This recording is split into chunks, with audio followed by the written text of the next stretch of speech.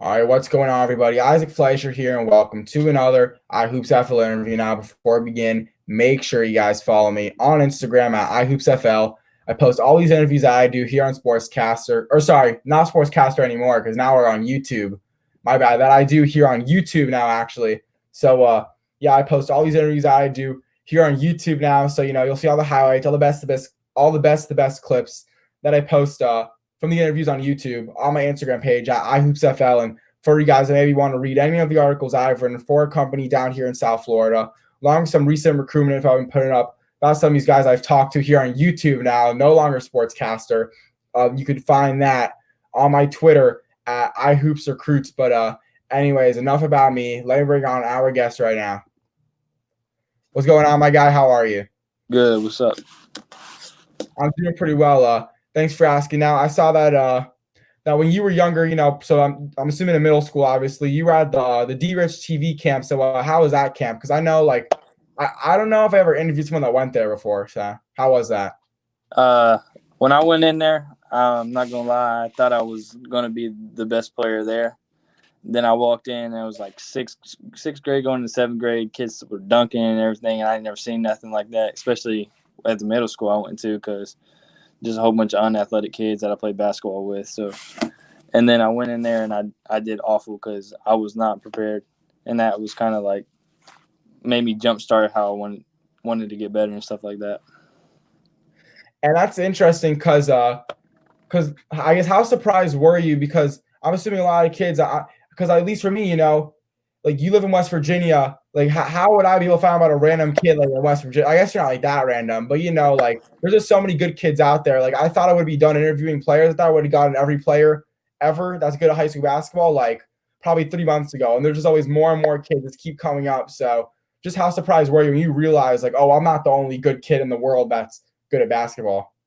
I was kind of surprised. I'm not gonna lie, because my middle school, I was the best kid. Well, in seventh grade, we had 2 kids come in at the middle of the year that I didn't know about, and they had also went to that camp, so it was good.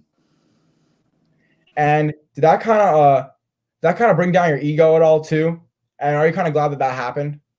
Yes, I'm actually very grateful that did happen, because I would have went on longer thinking I'm better than everybody, thinking that I didn't have to work to be better than anybody. So, and at those camps, like I'm not sure if you can even tell me this, but I want to like, how do the camps work? Because I've seen kids that are like, they're not nobodies, but I feel like no one knows about them. But they're at the MSHTV camp. Like, could anyone go to these camps, or is it like an invite? yeah. So the D-Rich camp, you can either get invited to or you can pay for it, and that's also with the MSHTV. But stuff like, I think like the Pangos camp and Balls Life camp, something like that, you have to get invited to, invite only camp. But so I paid, obviously, because nobody knew who I was, and I went there and did awful, and then yeah.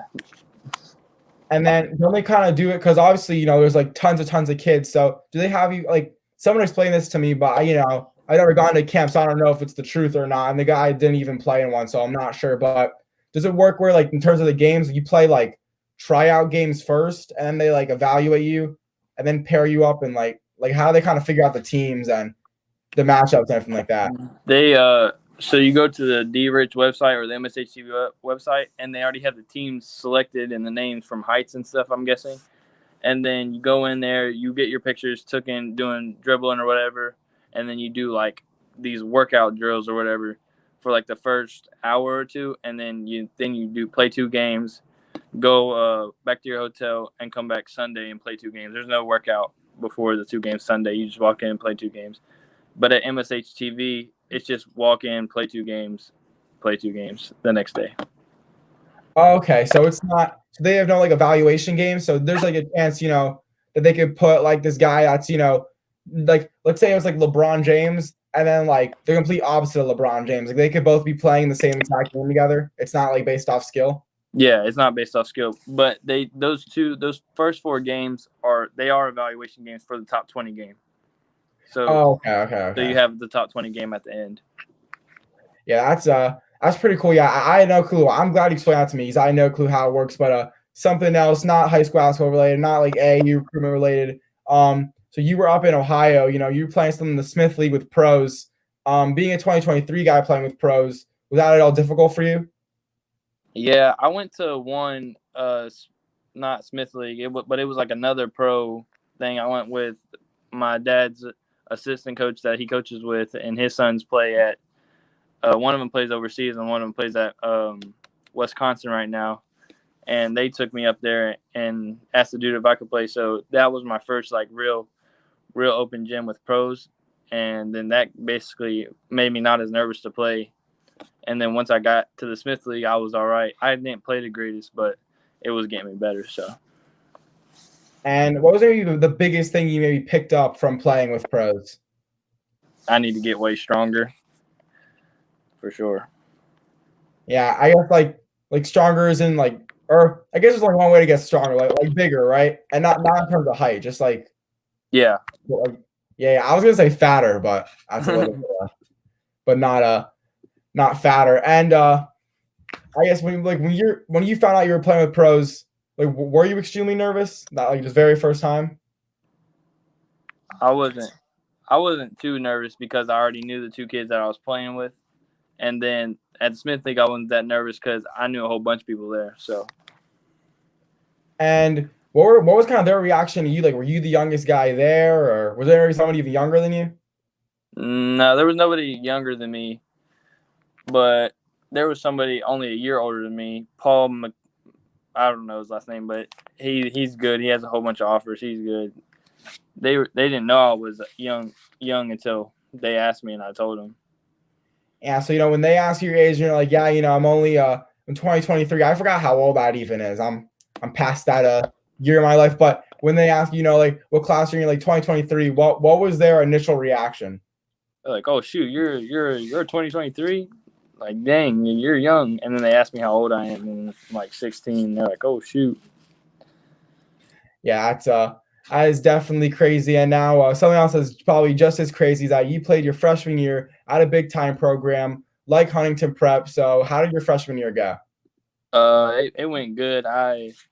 The first open gym we had before he split us up to our like A team and B team, he told me that I was going to be put on the A team, and I obviously got excited because the year before I played high school my 8th grade year for the B team, but he told me that, and then at the beginning of the year I didn't really get much playing time, and then so I played on the B team. It's called the regional team and the national team.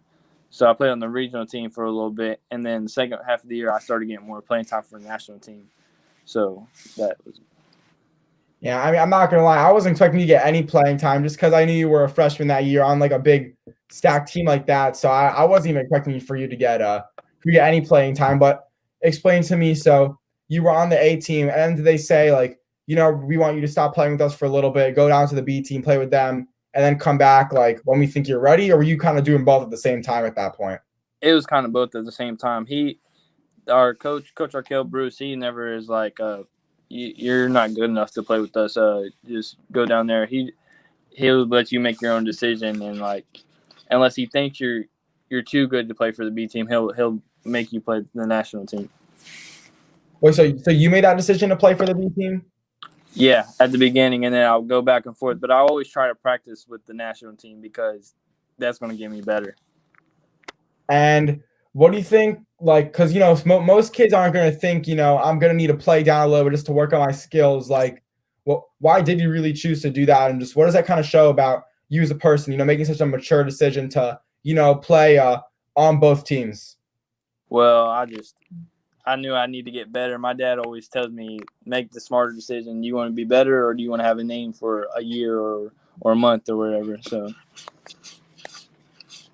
And since well, actually no, because the Smith League thing happened after Huntington Prep. So when you walk into the gym and you see all those big time guys, going to all those powerhouse schools. I mean, were you maybe nervous for those first practices as well with the national team since you were just so young? Oh yeah, my eighth grade year, I was nervous. I didn't know what to expect, and then the big dogs walked in, and I was a little nervous. I'm not gonna lie. Yeah, and did you mess up at all like on that first day, and or did it end up going good, well for you? I normally, when I go in like that and I don't know people and I'm like the youngest out there, I don't do this anymore. But I used to just either catch and shoot or catch and pass. So I would try not to mess up ever. So I didn't really dribble. But if I had bad missing days, then I just looked awful. Yeah, but don't you guys do drills as well, or was it just scrimmaging? Well, at the beginning of the year, it's just open gym. You walk in, stretch, do open gym. But when it gets to the middle of the year, you do the drills, and then you play. Oh, because like I guess because in the beginning of the year, like, that's pretty much before there's any like real games, right? Yeah, it's Like like before pre it's like oh, okay. preseason kind of. So then when you were but then you were also practicing with them in the middle of the year though as well, right? Yeah. So were you nervous, I guess, for that first like real practice? Nah, I was because I knew everybody by then. I got to know everybody. Got close with pretty much the whole team. Yeah, sadly for my first scenario, and I hopped in on my JV team's practice, like when we were all like, I guess we never got into high school yet, like it was over the summer, and I was so nervous, and I did so bad in every drill, man. It was very very like, it was very embarrassing. Yeah, so I was hoping like we could relate on that, but I guess it didn't end up going as bad for you because it wasn't just scrimmages. It was 3-man weave, the 3-on-2, 2-on-1 on if you even know what that is. And Yeah, I didn't even know. I just like sat out. Like man, it was just it was a hot mess. It was not a fun time, but I will never forget it. And I remember like the amount of disrespect I probably had, and I got all the respect back. So yeah. I guess that's cool, but yeah, that was terrible. I'm honestly traumatized from that. I'm not gonna lie to you, but as moving on to the interview. So, what are your expectations for next year playing at Tays Valley? I want to get my defense to almost perfection because once I have my defense down, then I feel like I can play anywhere and do good anywhere because I feel like my offensive skill is good enough. So for right now, For sure. And just going back to I guess your Huntington Prep years, I thought of this. What was gonna be like I guess like the biggest game you played? Not maybe your favorite, but the I guess the game with against your best opponent that you were able to get a good amount of minutes in your freshman year. I have to think about that one. One game. So Or we or, played or, IM. or too many. What is it? Oh, wait, you talk. My fault. Oh. Well, we played IMG on a Saturday or a Friday, and I didn't get in that game. But the next game we had we played against a good team. We only beat them by 4, but our 2 juniors were late for practice, so the coach was benching them, not really benching them, but not letting them start, and he started me. And I didn't really score that much, but I was diving on the floor, making hustle plays, and that was a good game for me. I feel like I helped the team win that game.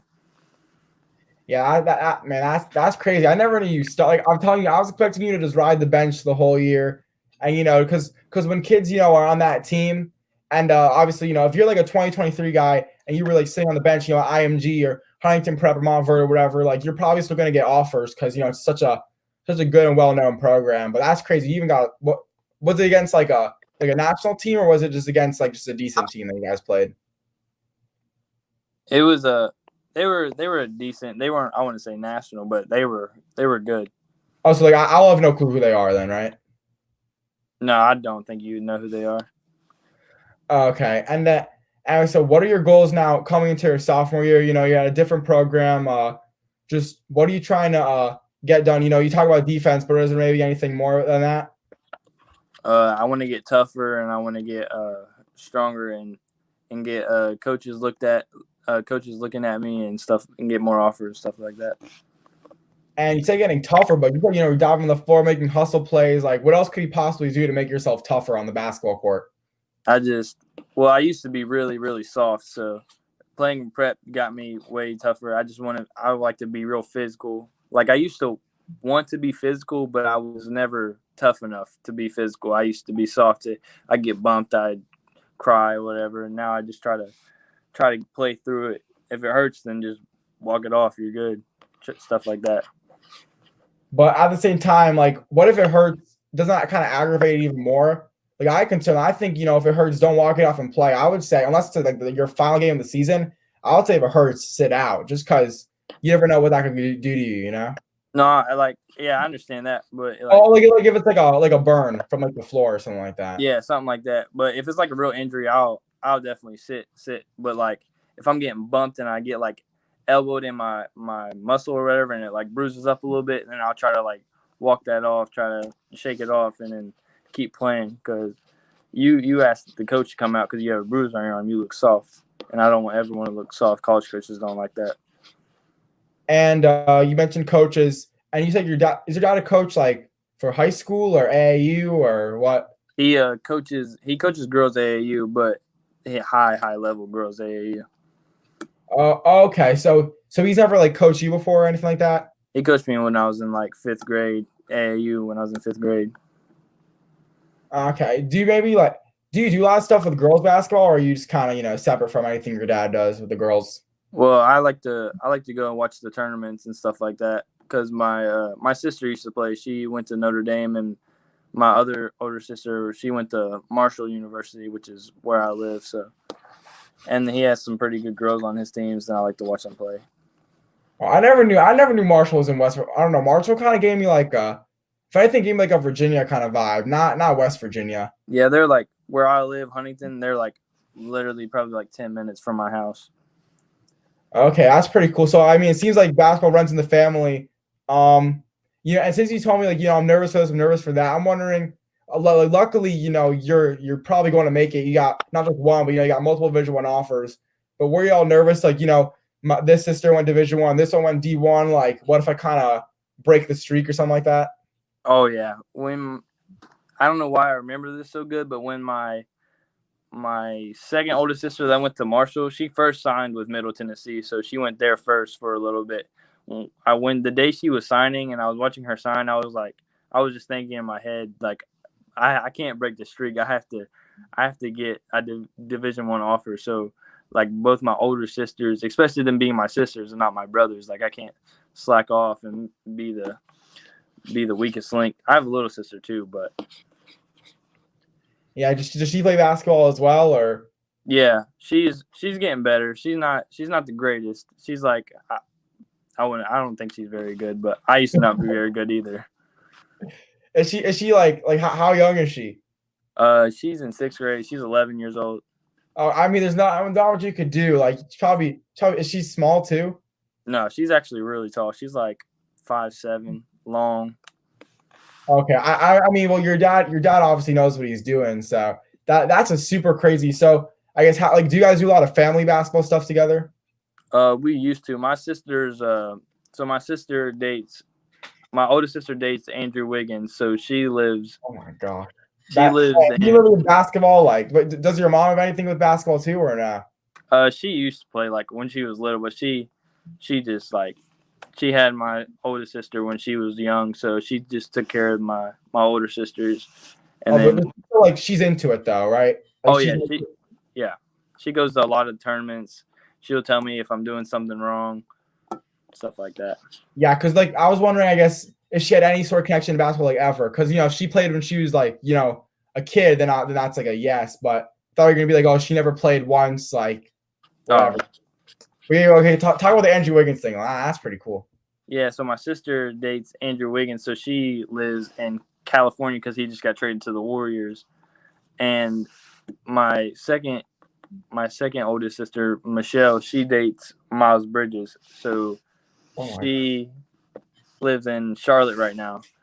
And when they come down to visit and stuff like that, I try to pick up a whole bunch of stuff off of them, try to learn from them because they're obviously in the league for a reason. So I just try to pick up and ask them questions and stuff like that. Yeah, that is you're talking like they'll come to your house? Yeah. Yeah, that is very, very cool. And I guess do you guys usually watch like basketball games as a family and just kind of break it down the whole time or not really? And obviously your sisters are out of the house, I'm assuming. So yeah, they are. But I guess like when they were. Yeah, well, Well, we used to like. I wasn't into basketball when I was young, because I was just like in my phone on the iPad playing games Yeah. or whatever.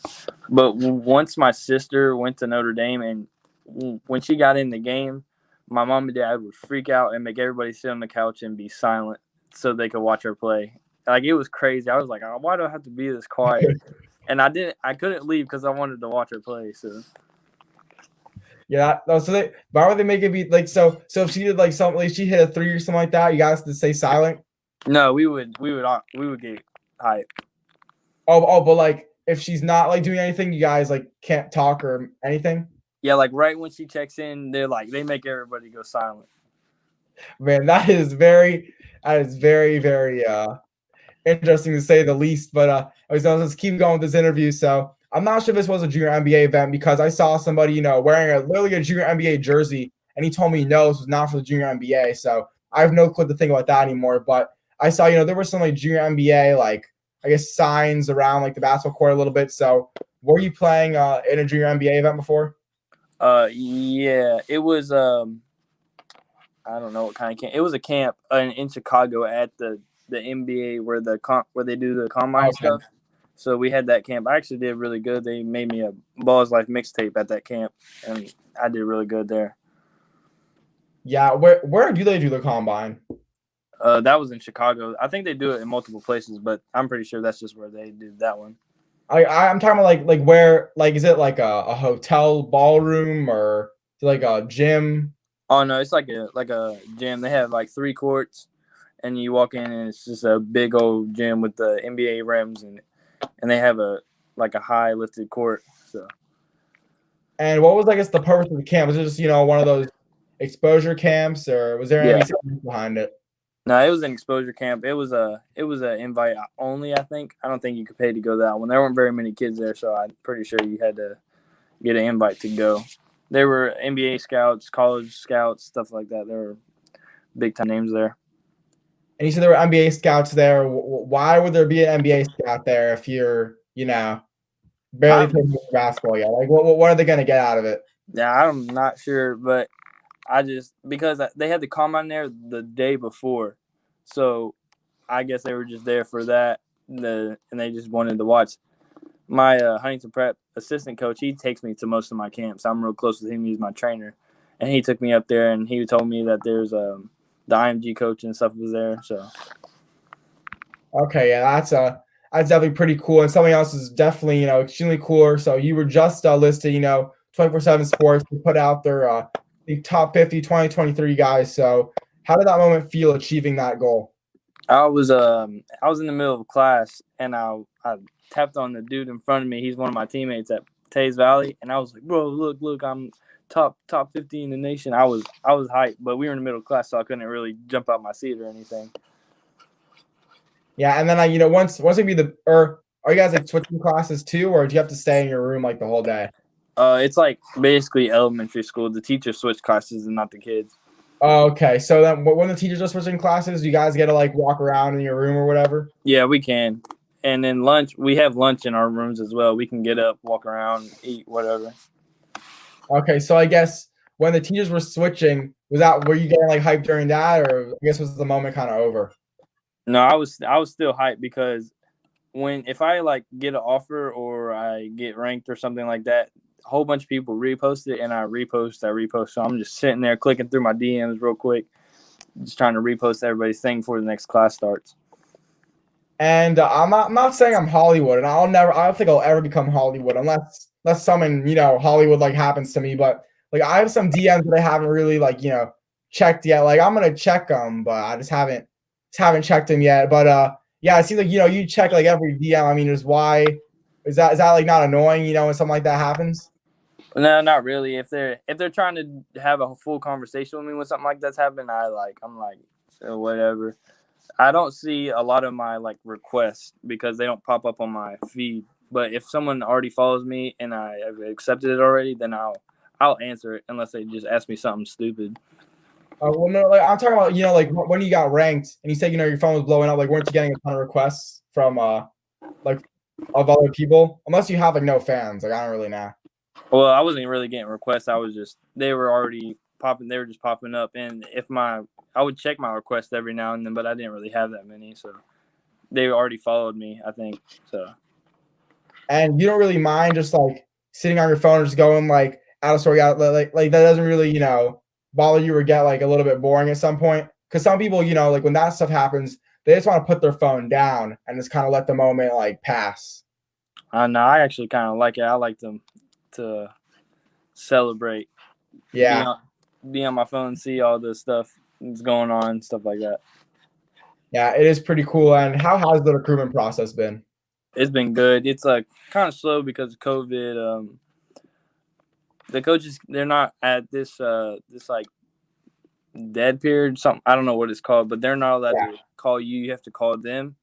So they have to text my AAU coach, my high school coach, or they can't text my parents actually. They just text my AAU coach, one of my coaches, and my AAU coach has to text me, and then I have to call them from the number he sends me. So it's kind of difficult, and they have to really, really want you to get on the phone with you. Yeah, I don't think that's because of the coronavirus. So I think it's, or at least I'm assuming, because I know like the 2022 guys, once June 15th came, then they were able to be contacted directly from the coaches. So I unless it is because of the virus, but I thought just because you're 2023, so I'm not sure. I'm just assuming because I don't even know the rules. My dad usually knows the rules, but he does the girl side and the boy side is different, I think. Okay, yeah, at least to my knowledge, I think it's just because you're 2023, so it hasn't like they're just not really allowed to yet, I guess, because you're too young. But anyways, moving on. So has anybody reached out to you from from Xavier? Because I know they were your most recent offer, I think. So I mean, like besides coaches, I'm talking about in terms of any players from Xavier or fans or anything like that that were trying to recruit you to get you to go to their school. Not really. I just one of their players followed me that he's one of the kids, Alex Kunkel, something like that. I'm not even sure that's his first name. I just know his last name is Kunk something, and he's really good. He's a white boy, tough, shoots it, and I try to watch his highlights and play like him. So when he followed me back, it kind of made me a little excited.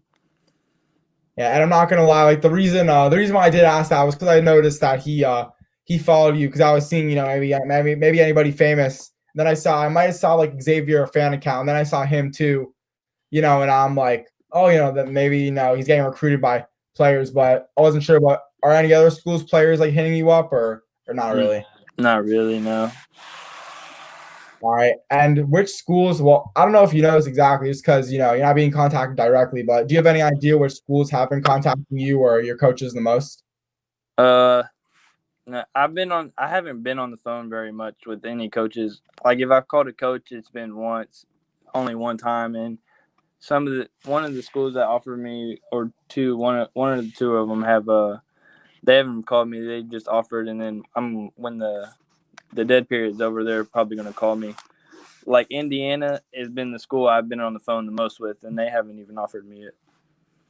Okay, well that's definitely a really big time school, even though it won't be your first big time offer. But besides Indiana, where they're showing heavy interest, are there any other schools that are showing heavy interest as well? You know of? Just Indiana, Louisville, and Cincinnati. Yeah.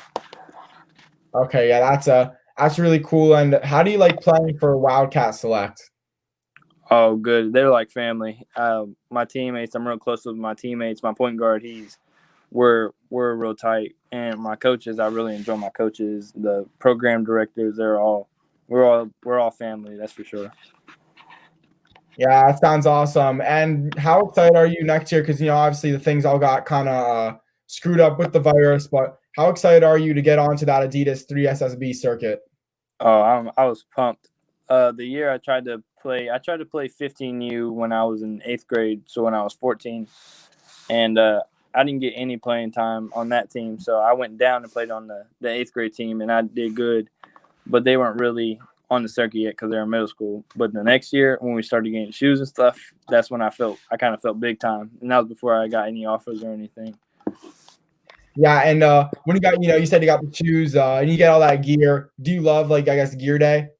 Yeah, it's because I love to see what sometimes they send it through the mail, and then it just pops up on my doorstep, and I'm like, whoa. I just look through it real quick, see what I got, see the new stuff.